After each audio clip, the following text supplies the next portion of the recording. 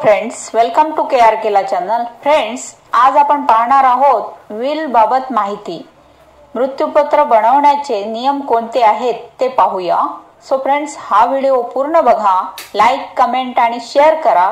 Subscribe करायला अजिबात विसरू नका. You will see definition of will. Short title: This act may be called the Indian Succession Act 1925. Section 2, subsection H. Will means the legal declaration of the intention of a testator with respect to his property which he desires to be carried into effect after his death. मृत्यूपत्राबाबत महत्त्वाचे मुद्दे पाहूया. Point number 1. अविवाहित व्यक्तीने विवाहापूर्वी केलेले मृत्यूपत्र विवाह झाल्यावर आपोआप रद्द ठरते. Point number 2.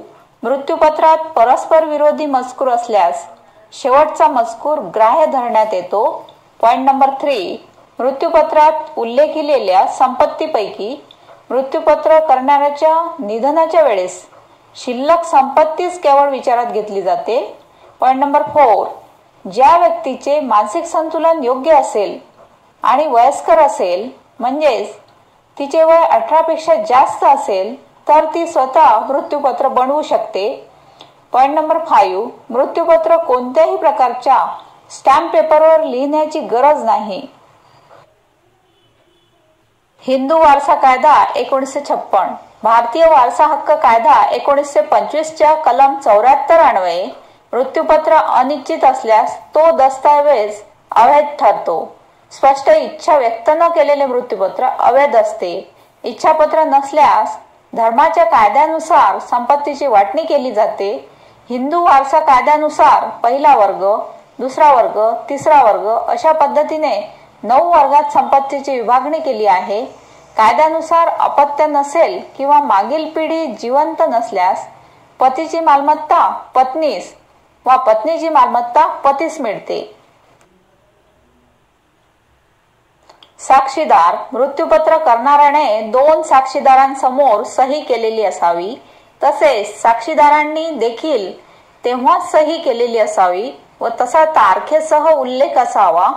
साक्षीदार व्यक्ती शक्यतो घरातील नातेवाईक नसाव्यात. साक्षीदार व्यक्ती शक्यतो मृत्यूपत्रकर्त्यापेक्षा वयाने लहान असाव्यात. साक्षीदारांना मृत्यूपत्रात कुठल्याच प्रकारचा वाटा नसावा. यातील एक डॉक्टर आणि दुसरा वकील असल्यास पुढील काम सोपे होते.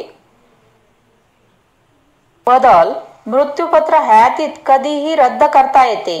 त्यात बदल करता येतो किंवा अधिक माहिती समाविष्ट करता येते. आहे त्याच मृत्यूपत्रात करण्यात येणारे फेरबदल व दुरुस्ती याला पुष्टीपत्र म्हणतात.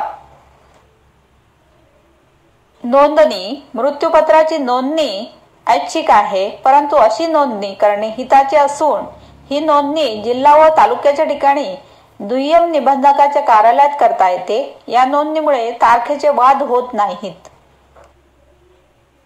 मृत्यूपत्र कोणाच्या लाभात करता येते? मृत्यूपत्र हे कायदेशीर वारसांच्या लाभात करणे बंधनकारक नसते. सदर मिळकती या स्वतःच्या असल्याने किंवा स्वतःच्या हिश्श्याच्या असल्याने त्याची विल्हेवाट करण्याचा अधिकार पूर्णत्वाने मृत्यूपत्रकारास असतो. त्यामुळे तो कुणाच्याही लाभात असे मृत्यूपत्र करू शकतो. मग तो सज्ञान वा अज्ञान कोणीही चालतो किंवा जन्माला येऊ घातलेल्या मुलाच्या नावे सुद्धा मृत्यूपत्र करता येते. तसेच त्रयस्थ इसमाच्या लाभात करण्यासही कायद्याचा कोणताही अडसर असत नाही. कलम 138 च्या तरतुदीस अधीन राहून मृत्यूपत्राच्या मिळकतीचे वर्णन. मृत्यूपत्राचा अंमल हा मृत्यूपत्रकाराच्या प्रत्यक्ष मृत्यूनंतर होत असल्याने मृत्यूपत्रकाराची स्वतःची मिळकत किंवा स्वतःच्या हिश्श्याच्या मिळकतीचे तंतोतंत वर्णन मृत्यूपत्रात करणे आवश्यक असते. तसेच अशी मिळकत कोठे असावी याचे बंधन नाही. तसेच सर्व स्थावर व जंगम मिळकतीचे वर्णन सर्व तपशिलासह मृत्यूपत्रात होणे आवश्यक ठरते. आपल्या चल संपत्तीचे जसे बँक ठेवी, पोस्टातील ठेवी, शेअर, म्युच्युअल फंड, वाहने, दागिने, वगैरे व अचल संपत्तीचे म्हणजेच जमीन, घर यांचे तपशीलवार वर्णन करावे. घर स्वकष्टार्जित असल्यास तसा स्पष्ट उल्लेख आवश्यक असतो. कोणत्या व्यक्तीला आपल्या संपत्तीतील किती वाटा मिळावा हे नमूद करावे. हा वाटा टक्क्यांमध्ये लिहावा. संपत्तीवर कर्जे असल्यास ती कशी व कोणी फेडावे याचाही स्पष्ट उल्लेख असावा. विम्याच्या सर्व पॉलिसीजची क्रमांकानुसार नोंद असावी. संयुक्त मृत्यूपत्र. 2 किंवा 2 पेक्षा अधिक व्यक्ती संयुक्त मृत्यूपत्र लिहू शकतात. मृत्यूपत्र संयुक्त असेल आणि जर दोघांच्या मृत्यूनंतर ते लागू करायचे असेल तर हे प्रमाणपत्र कोणताही एक सदस्य हयात असेपर्यंत सुपूर्द करता येत नाही. इतकेच नव्हे तर दोघांपैकी एक सदस्य हे मृत्यूपत्र निरस्त करू शकतो. मृत्यूपत्रात बदल.